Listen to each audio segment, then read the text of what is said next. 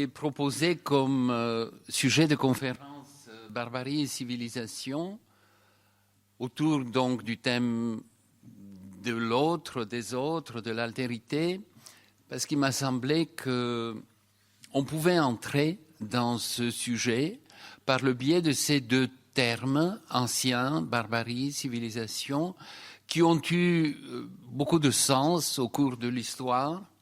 Donc, dans un premier temps, je vais essayer de préciser dans quel sens je pense qu'on peut les employer toujours. Parce que vous savez peut-être, ces mots ont à la fois été souvent employés, mais aussi souvent, ils ont été mis en question avec l'idée que personne n'est barbare ou que personne n'est civilisé ou que tous le sont. Bref, il faut un peu voir ce qui se cache derrière ces mots avant de pouvoir s'en servir pour éclairer peut-être des problèmes qui nous touchent aujourd'hui dans ce pays même. Alors, je ne vais pas, je vais aller un peu vite, je m'en excuse d'avance auprès des philosophes professionnels, ce que je ne suis pas, et des historiens de ce mot. Donc, je vais résumer un peu au début ces différents sens et le sens que je voudrais garder. On sait généralement que le mot barbare, pour commencer par lui, nous vient de l'ancienne Grèce, où il est à l'usage, il est utilisé assez communément, surtout depuis la guerre contre les Perses. Et il a un sens extrêmement étendu, puisqu'il permet d'englober dans une seule catégorie, barbare, tous ceux qui ne sont pas grecs. Pour reconnaître l'appartenance ou non à la population indigène, c'est-à-dire des Grecs, on s'appuie sur la langue ou sur la maîtrise de la langue. Donc, ceux qui ne parlent pas bien la langue ou ceux qui ne la parlent pas du tout sont désignés comme barbares. Évidemment, c'est un usage comme un autre, on pourrait le garder, même si dès l'époque la plus ancienne, il y a des auteurs qui disent, mais au fond, ça ne fait pas une catégorie homogène que de mettre tous les étrangers, simplement du fait qu'ils sont différents de nous, ils sont étrangers, de les mettre dans une seule catégorie. Mais enfin, il n'y a pas d'objection de principe d'avoir un mot commun pour les désigner. Seulement, tout de suite, s'attache à ce mot aussi un deuxième sens, et c'est justement dans la coprésence des deux que réside son intérêt ou son caractère problématique, c'est que l'opposition barbare grecque se double d'une autre, qui est celle, en gros, je dis approximativement, entre sauvage et civilisé, et qui donc n'est plus du tout une catégorie seulement descriptive, mais une catégorie de jugement, comportant un jugement de valeur. Il est mauvais d'être barbare et il est bon d'être civilisé. La sauvagerie des barbares, donc cette sorte de contenu moral qui se trouve attaché à ce terme, n'est pas définie avec précision. Ce n'est pas le souci des anciens auteurs qui se servent simplement de ce terme. Mais à travers les différents exemples, les différents usages qu'ils en font, on peut dégager une sorte de dénominateur commun, de caractéristiques minimales du barbare. Et je simplifie, donc je vais droit au but. Les barbares, de ce point de vue, sont ceux qui ne reconnaissent pas que les autres êtres humains qu'ils rencontrent sont aussi humains qu'eux. Mais ils les considèrent comme assimilables aux animaux en les consommant, et ça donne le cannibalisme. Ou les jugent incapables de raisonner et donc d'entrer en négociation. Ils préfèrent se battre toujours et en toutes circonstances, pour peu qu'ils ne sont pas d'accord avec vous.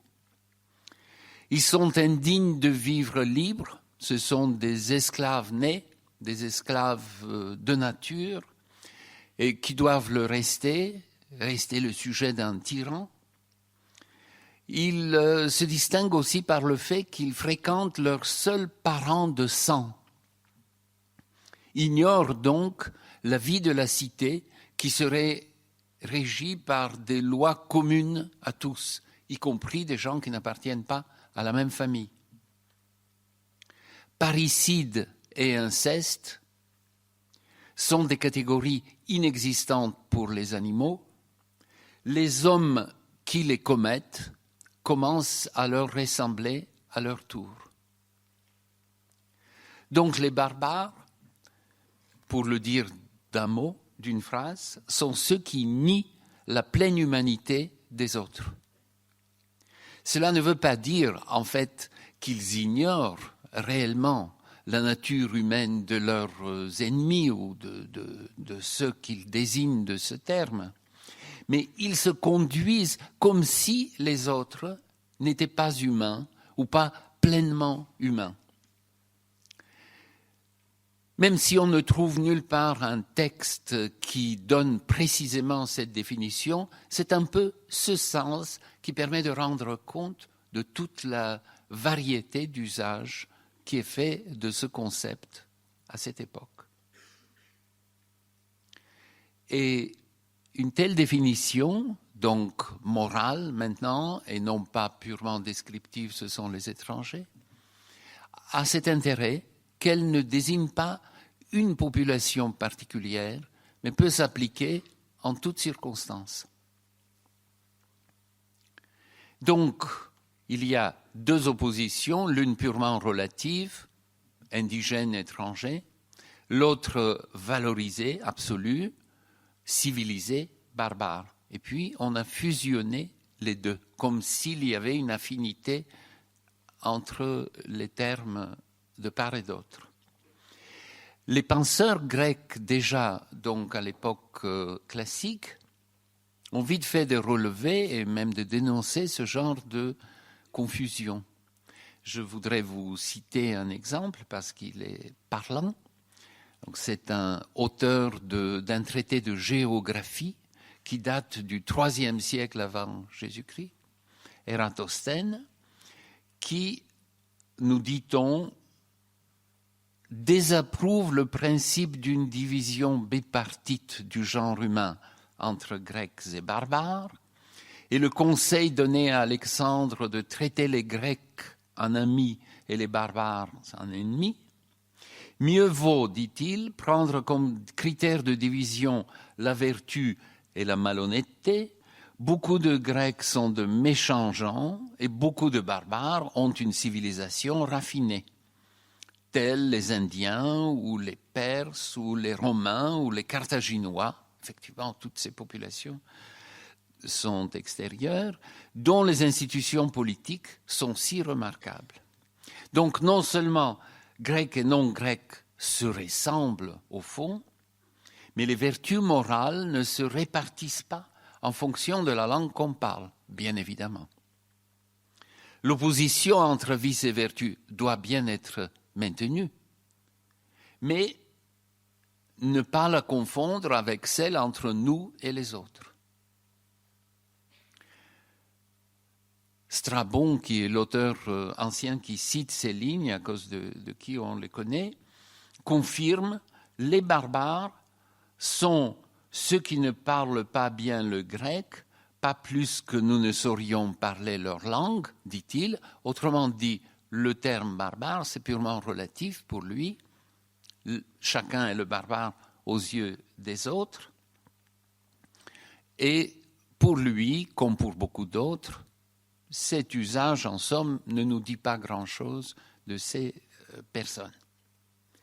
Maintenant, on pourrait se demander si la coprésence de ces deux sens, l'un absolu, en somme, sauvagerie du comportement, l'autre relatif, ne comprend pas ma langue et mes manières et mes coutumes, si leur coprésence à l'intérieur d'un seul et même mot est due au seul hasard. Ou, si ce n'est pas qu'il y ait une continuité entre les deux sens, qui serait liée au fait que quand on ne parle pas la langue du pays, on a beaucoup du mal à percevoir les autres comme pleinement humains, puisqu'on ne leur parle pas. Alors que le langage est évidemment une caractéristique humaine éminemment importante. L'ignorance de ma langue, dont témoigne l'étranger, l'empêche de me percevoir comme pleinement humain. Il est donc barbare. L'impuissance linguistique serait devenue un signe de l'inhumanité, et c'est en ce sens que l'absolu et le relatif ici se touchent. Il est vrai que les Grecs oublient de dire que c'est une barbarie toute provisoire, puisqu'on peut très bien apprendre la langue des autres plus tard, ou au contraire partir chez eux et se retrouver dans la même situation. J'arrête ici cette évocation du passé lointain pour dire maintenant en mon nom que le concept de barbarie me semble légitime et on doit pouvoir s'en servir pour désigner en toute époque et en tout lieu les actes et les attitudes de ceux qui, à un degré plus ou moins élevé bien sûr, rejettent les autres en dehors de l'humanité, ou les jugent radicalement différents de soi et inférieurs à soi, ou leur infligent un traitement choquant. Traiter les autres d'inhumains, de monstres, de sauvages est l'une des formes de cette barbarie. Une autre forme en est la discrimination institutionnelle envers les autres, parce qu'ils n'appartiennent pas à ma communauté linguistique ou mon groupe social ou mon type psychique. Ensuite, on peut pondérer en somme ce jugement et dire que cette impression de barbarie est trompeuse et que l'ignorance de la langue peut être facilement surmontée et pour les autres, ignorance aussi. Tous les usages du mot barbare qu'on trouve dans le passé ne correspondent pas à cette définition. Parfois, on s'en sert comme d'une simple injure, en somme. Mais c'est ce sens qui est central dans les usages du passé. Et pour cette raison, je pense qu'il mérite d'être préservé. Mais tout de suite, je dois introduire une qualification.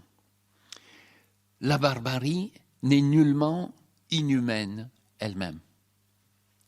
Elle résulte d'un trait de l'être humain dont il semble même tout à fait illusoire d'espérer de s'en débarrasser. Elle ne correspond à aucune période spécifique de l'histoire, ancienne ou moderne, ni à une quelconque partie de la population du globe tout entier. Elle est en nous comme chez les autres. Aucun peuple, aucun individu n'est immunisé contre la possibilité d'accomplir des actes barbares, c'est-à-dire de ne pas reconnaître la pleine humanité des autres. L'homme préhistorique tuant son semblable dans la grotte voisine, Caïn assassinant Abel, le tyran contemporain torturant ses adversaires, tous participent de la même pulsion barbare, celle d'un sentiment de rivalité meurtrier qui nous fait refuser aux autres le droit d'accéder aux mêmes joies, aux mêmes biens que ceux dont nous souhaitons profiter. On ne peut dire que la barbarie est inhumaine, à moins de postuler, comme le faisait Romain Gary, le grand romancier français, qui écrivait « Ce côté inhumain fait partie de l'humain. Tant qu'on ne reconnaîtra pas que l'inhumanité est chose humaine, on restera dans le mensonge pieux. » En se comportant de manière odieuse, les êtres humains ne cessent nullement de se comporter en êtres humains. Plus même, leurs meilleures qualités et leurs pires défauts, ce que nous appelons leur humanité et leur inhumanité, ont une même origine. J'aime citer une phrase de Rousseau, enfin une formule, qui disait « Le bien et le mal coulent de la même source ».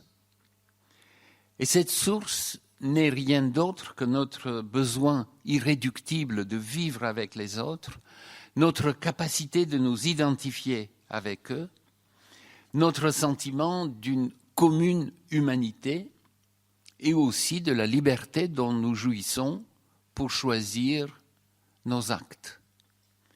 D'ailleurs, les primatologues, les spécialistes des grands singes, des primates d'aujourd'hui, ont bien relevé la même tendance. J'en cite l'un d'entre eux. Compassion et cruauté dépendent de la faculté qu'a un individu d'imaginer l'effet de son attitude sur autrui. Cette faculté d'imaginer les réactions d'autrui nous motive à aider ceux qui en ont éprouvé le besoin, même s'ils nous sont inconnus, à reconnaître la dignité égale des autres, même s'ils sont différents de nous, mais c'est aussi elle, cette même faculté, qui nous guide quand nous soumettons l'autre à la torture ou quand nous nous engageons dans un génocide. Les autres sont comme nous, ils ont les mêmes points vulnérables que nous, ils aspirent au même bien, il faut donc, parfois, les éliminer de la surface de la Terre. Si l'on dispose d'un terme au contenu absolu qui est barbarie, son contraire le sera donc aussi. Est civilisé, selon la même logique, en tout temps et en tout lieu, celui qui sait reconnaître pleinement l'humanité de l'autre. 2 étapes doivent donc être franchies pour le devenir. Au cours de la première, on découvre que les autres sont différents de nous, ont des modes de vie particuliers, mais au cours de la seconde, on accepte de les voir comme porteurs de la même humanité que nous. L'exigence morale se double donc d'une exigence intellectuelle. Faire comprendre à ses proches une identité étrangère, qu'elle soit individuelle ou collective, est un acte de civilisation, car on élargit de cette manière le cercle de l'humanité. C'est de cette manière que contribuent à faire reculer la barbarie savants, philosophes, artistes. L'idée de civilisation se confond donc en partie avec ce que Kant appelle le sens commun ou encore la pensée élargie, cette capacité de se mettre à penser à partir de l'identité d'autrui. Kant voit d'ailleurs dans cette capacité de se mettre à la place de toute autre personne un moyen pour l'être humain d'accomplir sa vocation. À vrai dire, aucun individu, et encore moins un peuple, ne peut être entièrement et définitivement civilisé, en ce sens du mot. Il peut seulement l'être plus ou moins. Et la même chose est vraie de barbare. La civilisation est un horizon dont on désire s'approcher, éventuellement. La barbarie, un fond dont on cherche à s'éloigner, mais aucune ne se confond en elle-même avec des êtres particuliers, identifiables, tel lieu, tel moment. Ce sont les actes et les attitudes qui sont barbares ou civilisés, non les personnes. Les formes que prend l'avancée vers la civilisation sont évidemment innombrables. L'une concerne l'extension même donnée à l'entité à laquelle on se réfère par « nous ». L'enfermement en soi s'oppose ici, évidemment, à l'ouverture aux autres. se croire le seul groupe proprement humain, refuser de rien connaître en dehors de sa propre expérience, de rien offrir aux autres aussi, de rester délibérément enfermé dans son milieu d'origine est un indice de barbarie. Reconnaître la pluralité des groupes, des sociétés, des cultures humaines, se mettre de plein pied avec les autres, fait partie de la civilisation. Cette extension progressive ne se confond pas avec une quelconque xénophilie ou préférence pour les étrangers, ni avec un quelconque culte de la différence. Simplement, on indique ainsi la capacité, plus ou moins grande, de reconnaître notre commune humanité. Une autre manière d'avancer de la barbarie vers la civilisation consiste à se détacher de soi pour devenir capable de se voir comme de l'extérieur, comme à travers les yeux d'un autre, donc d'exercer un jugement critique, non seulement à l'égard des autres, ça c'est très facile, on le pratique spontanément, mais aussi de soi-même. Dans les échanges sociaux, en renonçant à toujours privilégier son propre point de vue, on s'ouvre aux autres. Là non plus, il ne s'agit pas du tout de préférer le dénigrement de soi à la fierté d'être ce qu'on est.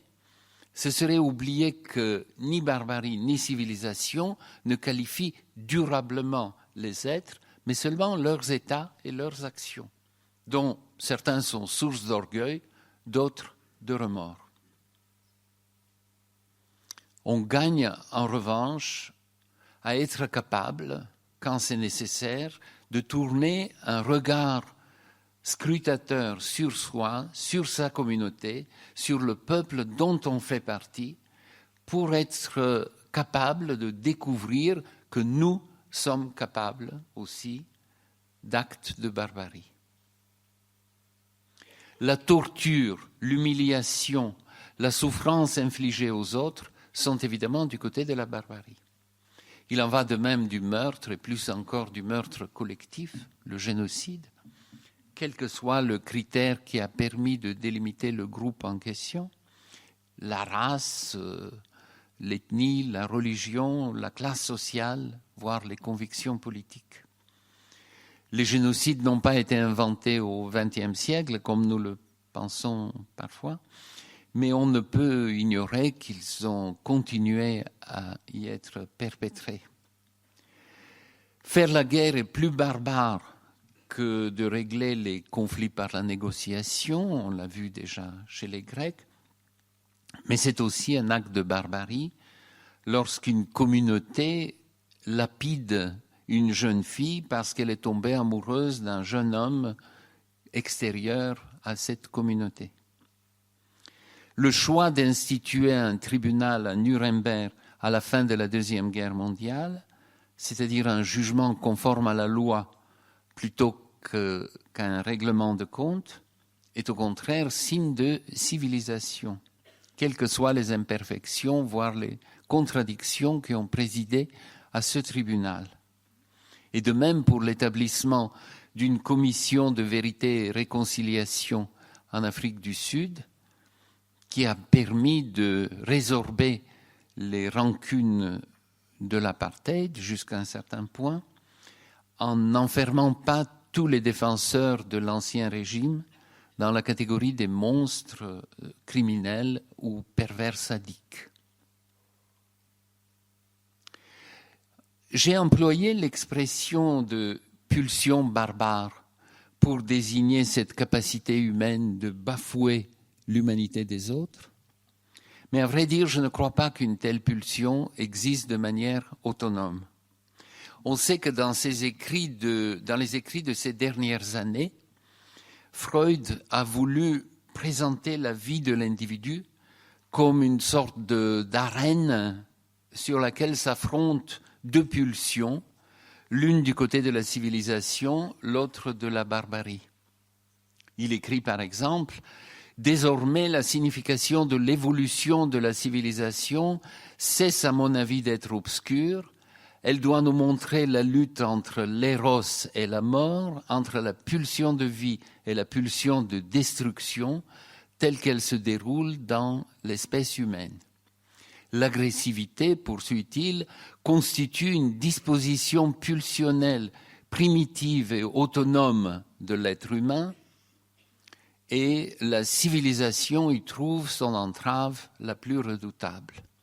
Donc, selon Freud, il faut rester d'autant plus vigilant envers cette pulsion barbare que, spontanément, nous avons tendance à nous la dissimuler.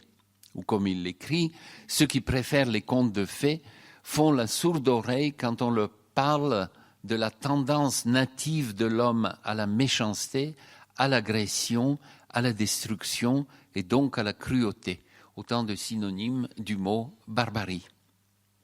Mais pour ma part, en prenant mon courage à deux mains, je me sépare ici de cette interprétation et je ne peux que réitérer ma conviction. Ces actes trouvent leur origine, à mes yeux, dans la même pulsion de vie que nos actes d'amour. La différence n'est pas dans le mobile initial, ni dans la fin poursuivie, mais dans le moyen choisi pour l'atteindre. Mon sentiment de manque peut être comblé par l'amour que me porte autrui ou par sa soumission intégrale. Barbarie et civilisation ressemblent donc moins à deux forces luttant pour la suprématie au sein de l'être humain que à deux pôles d'un seul et même axe, deux catégories morales qui nous permettent d'évaluer les actes humains particuliers. On peut en revanche accepter une autre idée de Romain Gary. La source de civilisation, suggérait-il, cette prise en considération de l'humanité de l'autre, provient de ce que les êtres humains sont obligés, pendant une longue période, les uns de prendre soin de leurs petits, afin d'assurer leur survie, les autres de dépendre de ces soins.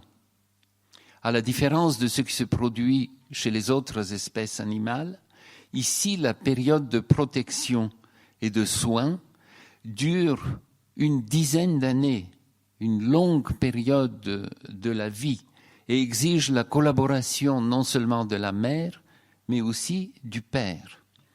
Cette pratique prolongée d'attention pour un être plus faible que soi a sûrement favorisé l'éclosion de ces sentiments de bienveillance nécessaires à l'avènement de la civilisation. Si vous m'avez suivi jusque-là, il faut que je fasse maintenant un pas de côté. Civilisation s'oppose à barbarie, d'accord, mais le sens du mot civilisation change considérablement si on le met au pluriel. Les civilisations ne correspondent plus à une catégorie morale et intemporelle, mais à des formations historiques qui apparaissent ou disparaissent, caractérisées par la présence de nombreuses caractéristiques, enfin par des traits, liés tant à la vie matérielle qu'à la vie de l'esprit. C'est en ce sens qu'on parle de civilisation chinoise, civilisation persane, byzantine, etc., etc. Et ces deux sens, celui du singulier et celui du pluriel, paraissent autonomes. Au fond, il n'y a pas de relation nécessaire entre les deux.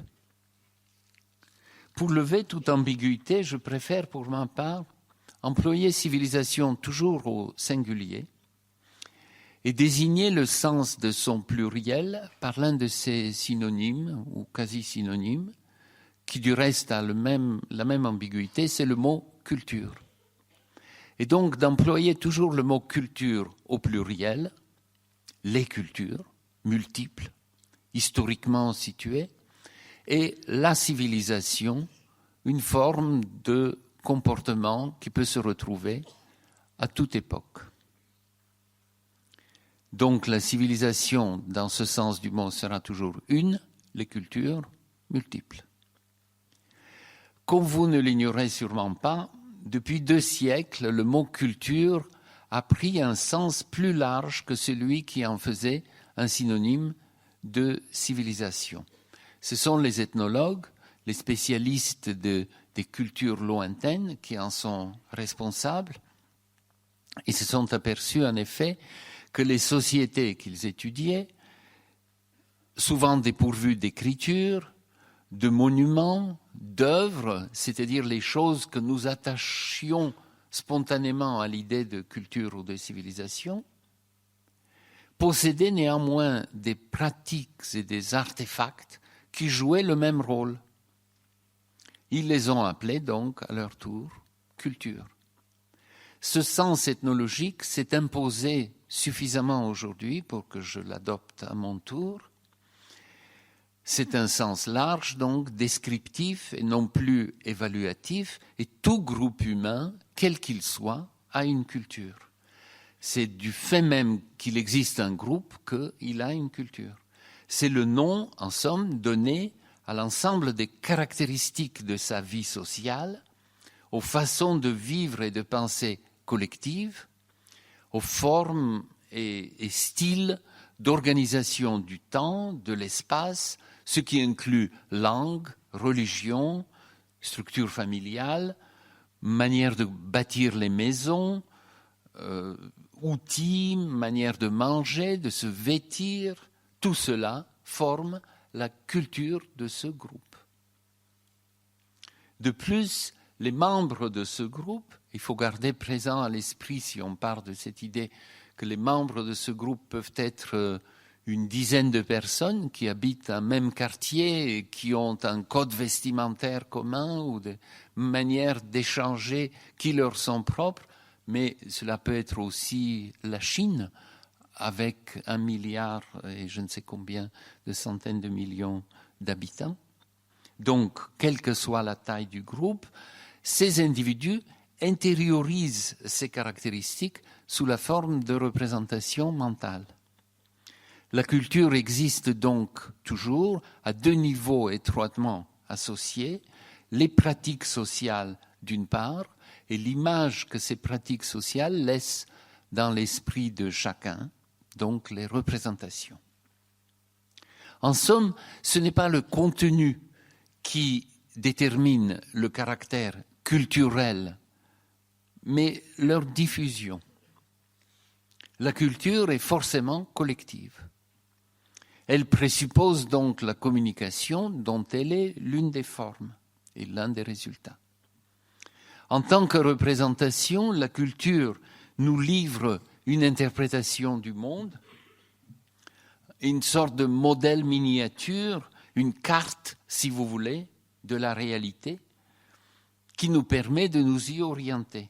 Posséder une culture signifie qu'on tient à sa disposition une première image du monde. La culture repose à la fois sur une mémoire commune. Nous apprenons la même langue, la même histoire, les mêmes traditions, mais aussi sur des règles de vie communes, donc liées au présent. Nous parlons de manière à nous faire comprendre, nous tenons compte des codes, des règlements autour de nous. Je voudrais maintenant relever plusieurs caractéristiques de la culture, ainsi délimitées. La première et décisive caractéristique, c'est que l'être humain ne naît jamais seulement dans la nature, mais toujours et nécessairement au sein d'une culture. Il n'existe pas d'humanité en dehors d'une culture. Donc la première caractéristique de la culture est qu'elle est imposée au cours de l'enfance au lieu d'être choisie. En venant au monde, l'enfant humain est plongé dans la culture de son groupe qui lui est antérieure, qui le précède. Le fait le plus saillant mais aussi probablement le plus déterminant, c'est que nous naissons nécessairement au sein d'une langue, non pas au sein de la parole en général, mais de telle langue particulière, celle que parlent nos parents ou les personnes qui les remplacent. Or, la langue, on le sait bien, n'est pas un instrument neutre, elle est imprégnée de pensées, d'actions, de jugements légués par le passé. Elle découpe le réel d'une manière particulière et nous transmet imperceptiblement une vision du monde. L'enfant ne peut éviter de l'absorber. Cette manière de le concevoir se transmet donc de génération en génération. Un autre trait de l'appartenance culturelle de chacun saute aussitôt aux yeux, c'est que nous possédons non pas une, mais plusieurs identités culturelles qui peuvent ou s'emboîter ou se présenter comme des ensembles en intersection. Par exemple, un Français provient toujours d'une région, mettons qu'il est breton, mais d'un autre côté, il partage plusieurs de ses traits avec tous les Européens. Donc il est à la fois breton, français et européen. 3 cultures en emboîtement. D'autre part, à l'intérieur d'une seule aire géographique, les stratifications culturelles sont évidemment multiples. Il y a la culture des adolescents et celle des retraités, la culture des médecins et celle des balayeurs de rue, la culture des femmes et la culture des hommes, des riches et des pauvres, et ainsi de suite à l'infini. Tel individu se reconnaît simultanément en ces différentes appartenances. Or, et cela est essentiel, ces différentes appartenances culturelles ne coïncident pas entre elles en extension, ne forment pas des territoires clairement délimités, où ces divers ingrédients se superposeraient sans reste. Tout individu est pluriculturel. Les cultures ne sont pas des îles monolithiques, mais des alluvions entrecroisées. L'identité individuelle provient de la rencontre d'identités culturelles collectives, donc multiples, au sein d'une seule et même personne. Chacune de nos nombreuses appartenances contribue à la formation de l'être unique qu'est chacun de nous. Les hommes ne sont ni tous semblables, ni tous entièrement différents. Chacun d'entre eux est un être pluriel qui partage ses traits constitutifs avec des groupes très variés, mais les combine ensuite à sa façon. La cohabitation de ces différentes appartenances culturelles ne nous pose en général aucun problème et cela mérite admiration et attention et admiration. Tel un jongleur, nous savons très bien, en rencontrant une personne à 10 heures, partager avec elle un certain univers culturel, et puis à 10h30 avec une autre, un tout autre univers, et nous comporter d'une manière tout à fait différente.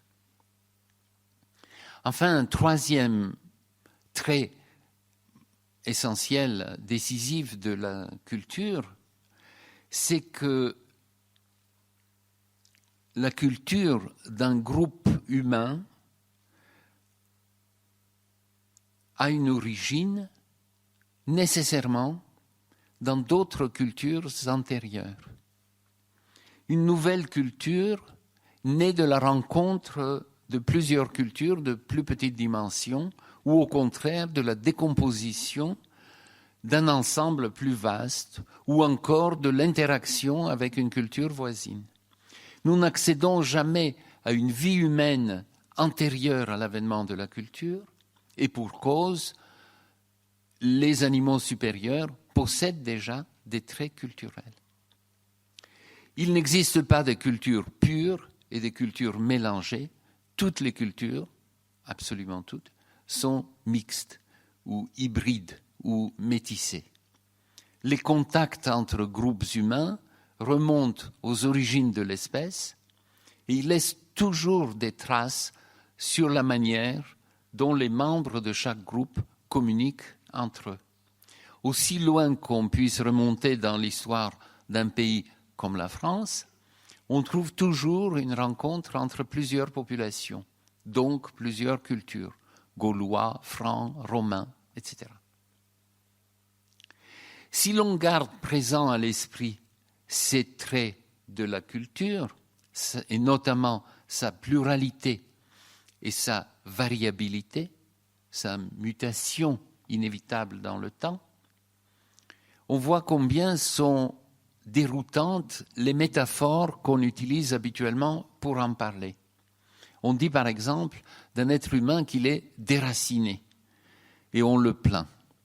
Mais cette assimilation des hommes aux plantes est illégitime, car l'homme n'est jamais un produit d'une seule culture, et par ailleurs, le monde animal se distingue précisément par cette mobilité.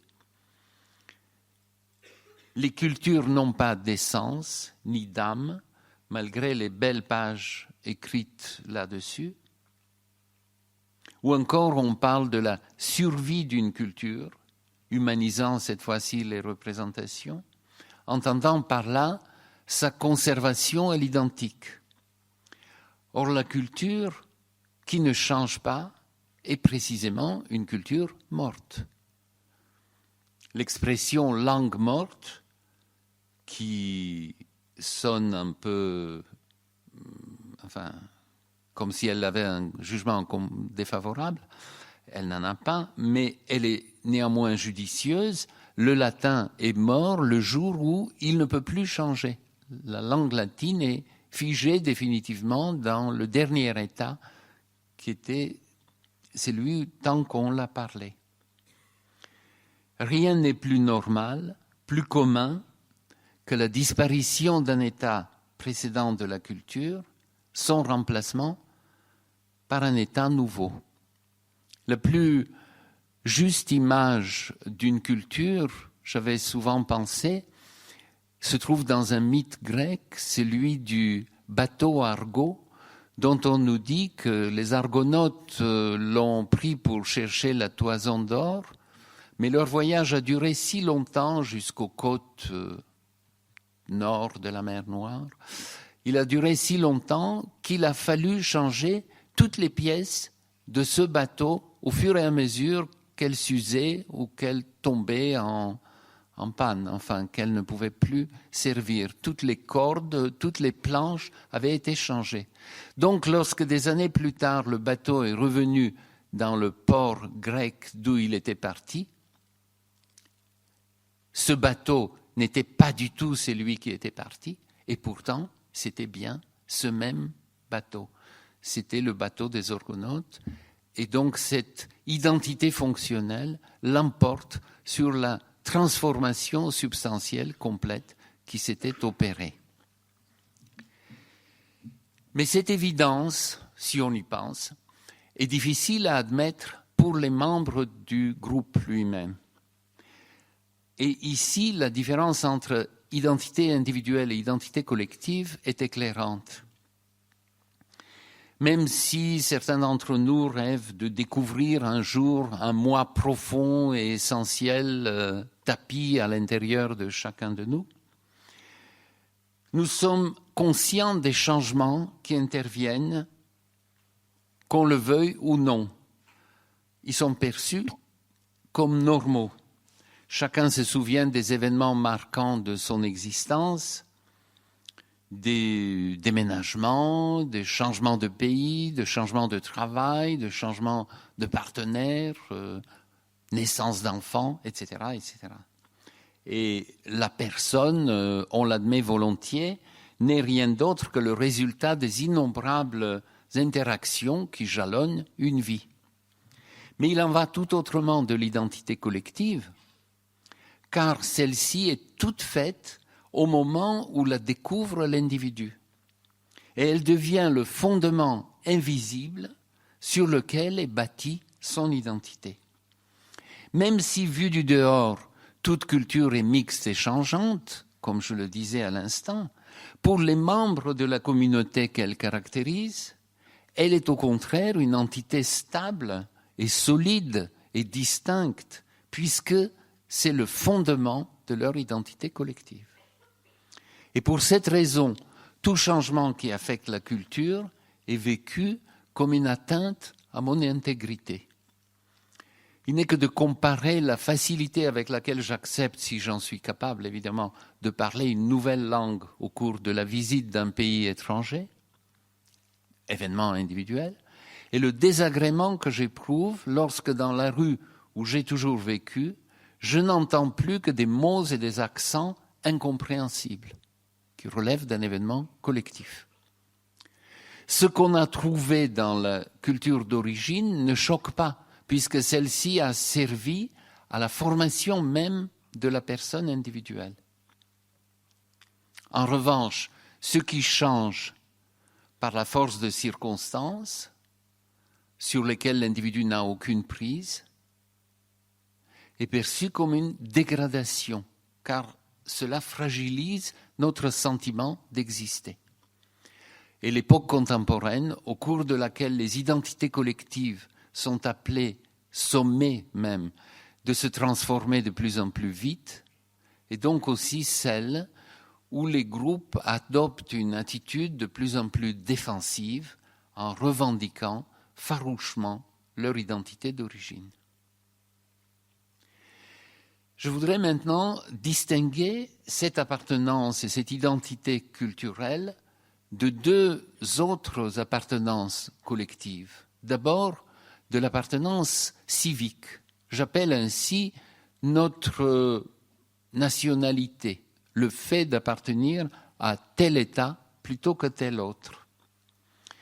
En effet, pour se rendre compte que ces deux appartenances sont très différentes, il suffit de penser au fait que personne ne peut arracher en nous l'héritage que nous avons reçu au cours de notre enfance, alors qu'on peut changer de loyauté citoyenne sans forcément en souffrir, simplement en déménageant.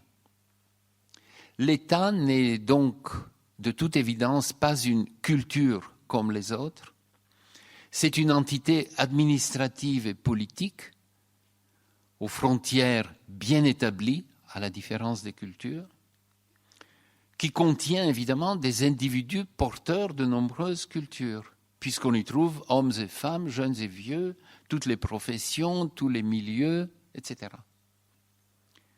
Mais c'est au sein de la nation, en tout cas jusqu'à présent, que se situent les grandes solidarités sociales.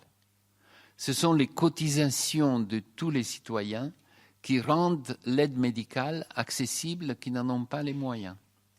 C'est le travail des citoyens actifs qui permet de payer des pensions aux citoyens passifs.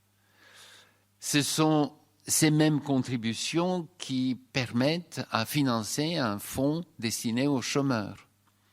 Et c'est grâce à la solidarité nationale que l'éducation est gratuite et non seulement obligatoire. Or, santé, travail, retraite, études forment évidemment une part essentielle de l'existence de chacun, mais ne font pas partie pour autant de sa culture. De leur côté, ce que j'appelle les principes moraux et politiques auxquels nous sommes attachés sont à la fois fragiles et irremplaçables. Et il n'existe pas moins que les attachements culturels ou les attachements civiques.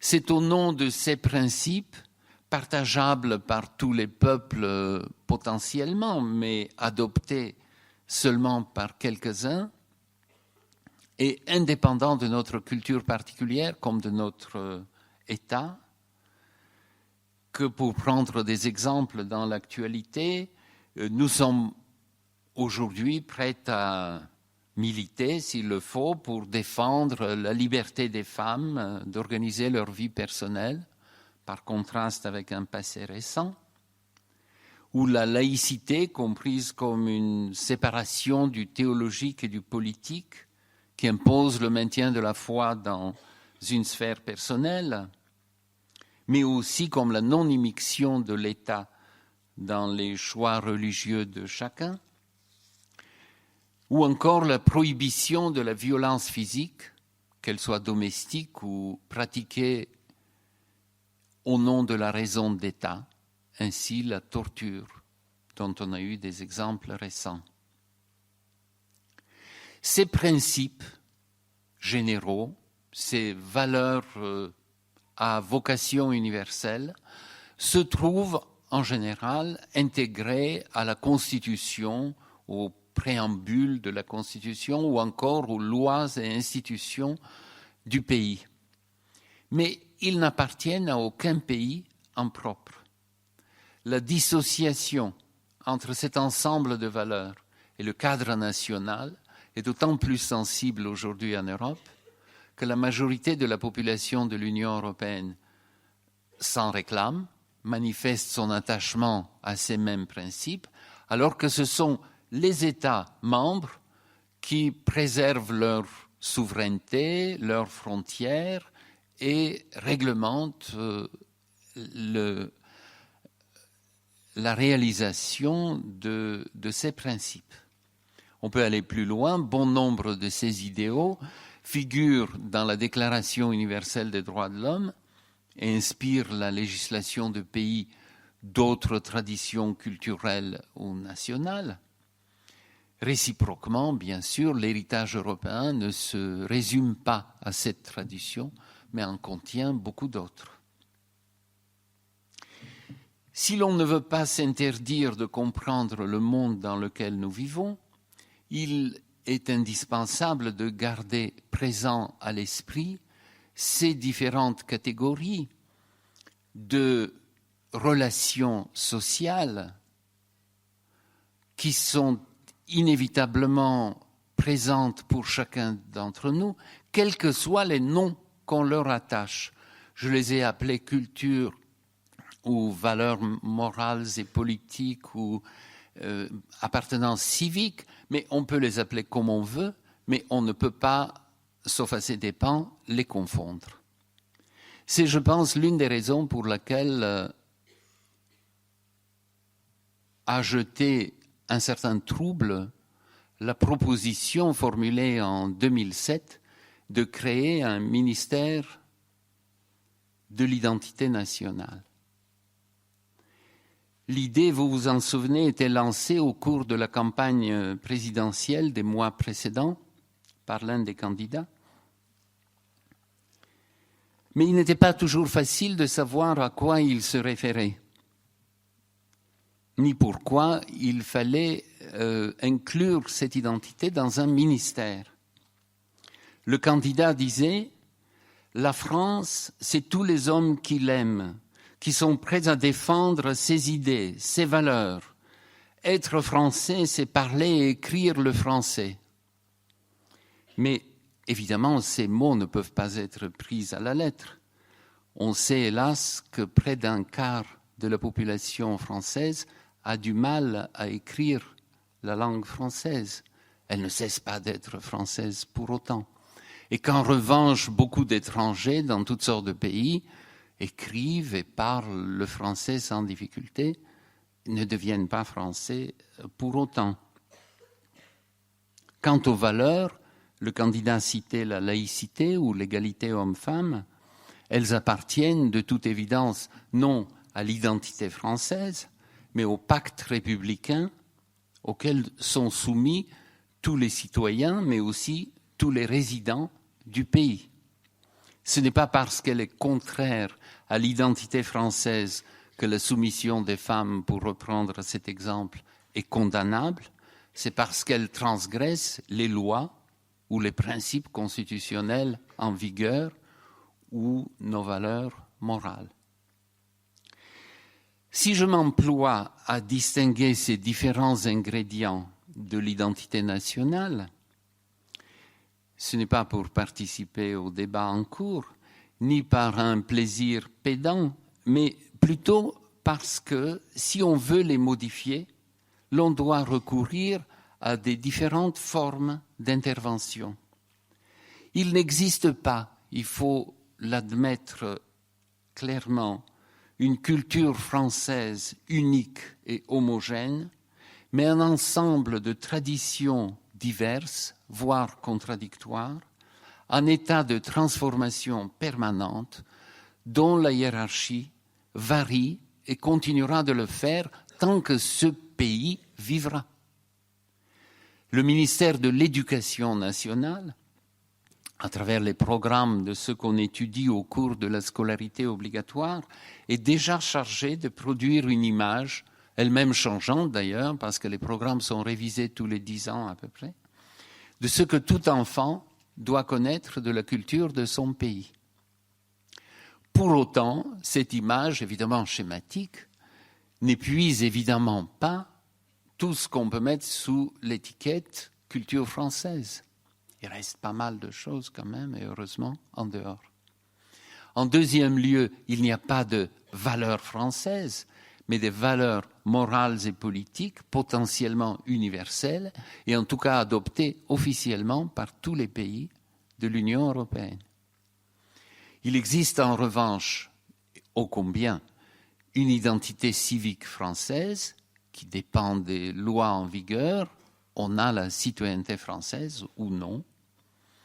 Et ça se passe en un jour pour ceux qui sont étrangers, le jour où ils sont naturalisés français, alors que la culture est évidemment un processus, l'acquisition de la culture est un processus qui ne s'arrête jamais. Et cette identité civique est, bien entendu, relève de la responsabilité parlementaire et gouvernementale.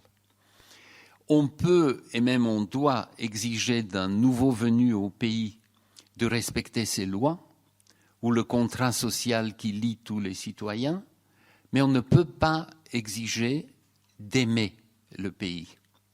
Devoir public et sentiments privés, valeurs et traditions ne se situent pas du même côté. Seuls les États totalitaires rendent l'amour de la patrie obligatoire. Si certaines personnes en France refusent l'état de droit, oppriment les femmes en recourant ou recourent systématiquement à la violence physique, elles doivent être condamnées non parce que ces comportements sont étrangers à l'identité française, d'ailleurs elles ne le sont pas, les faits divers sont là pour nous le prouver, mais parce qu'ils transgressent les lois en vigueur, lesquelles, à leur tour, s'inspirent d'un noyau de valeurs. C'est à chaque individu de s'occuper de ses choix affectifs. Ni le gouvernement, ni le Parlement n'ont à s'y mêler. C'est en cela que notre démocratie est libérale au sens classique de ce mot. L'État ne contrôle pas entièrement la société civile. À l'intérieur de certaines limites, chaque individu reste libre et décide pour lui-même. À son tour, donc, l'identité nationale échappe aux lois. Elle se fait et défait quotidiennement par l'action de millions d'individus habitant ce pays.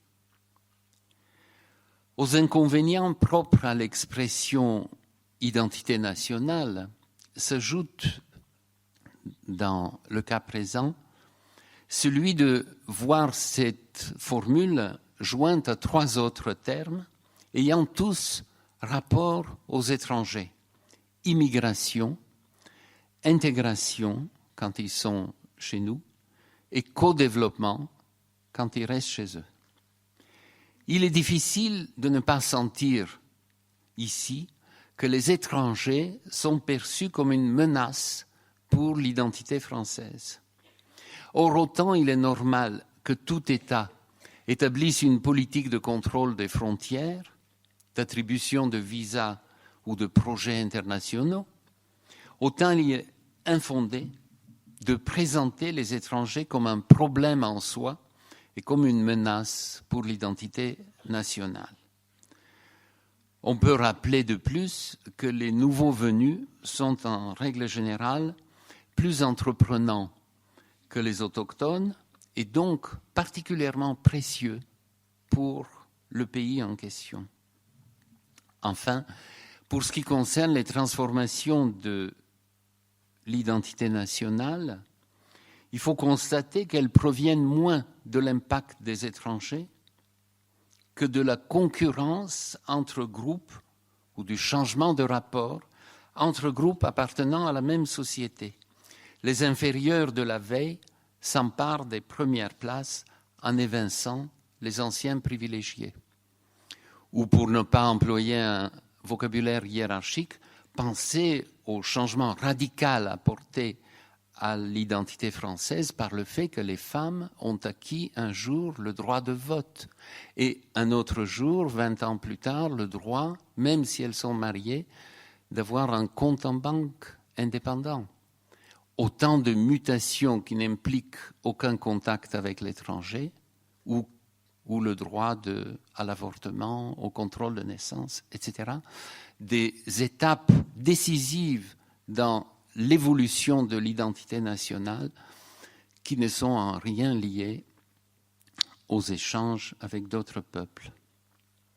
Mais pour rester encore un instant sur cette pluralité de cultures, comment distinguer entre ce qui est acceptable en tant que partie d'une tradition et ce qui ne l'est pas, car contredisant les valeurs constitutives de la démocratie? La réponse de principe n'est pas difficile, même si son application à des cas particuliers pose problème souvent. Dans une démocratie, la loi l'emporte sur la coutume. Cette préséance ne met pas en jeu la culture occidentale ou européenne ou française, mais le socle de principes auquel adhère le pays, le socle de la démocratie. Les valeurs d'une société trouvent leur traduction dans la Constitution, les lois ou la structure même de l'État. Si la coutume les transgresse, elle doit être abandonnée. La Déclaration universelle de l'UNESCO, adoptée en 2001 et confirmée par l'ONU en 2002, dit « Nul ne peut invoquer la diversité culturelle pour porter atteinte aux droits de l'homme garantis par le droit international, ni pour en limiter la portée. » On pourrait ajouter « ni pour porter atteinte à tous les droits garantis par les lois d'un pays démocratique. » Si la loi n'est pas enfreinte, cela veut dire que la coutume en question est tolérable. On peut la critiquer si on ne l'aime pas, on ne peut l'interdire. Par exemple, les mariages où le choix du conjoint est imposé par la famille deviennent un délit uniquement s'ils sont imposés de force. S'ils s'accompagnent du consentement des mariés, et notamment de la mariée, on peut les regretter, on ne peut les condamner en justice. Il reste que pour se soumettre à la loi, il faut d'abord la connaître. Nul n'est censé ignorer la loi, dit l'adage, mais en pratique, nombreux sont ceux qui le font et qui la transgressent sans le savoir, d'autant plus facilement qu'ils agissent en accord avec une coutume ancestrale. Dans le monde contemporain tel qu'il est, il revient donc à l'État de s'assurer que les habitants du pays, quelle qu'en soit l'origine, aient une idée des grands principes sur lesquels reposent les lois.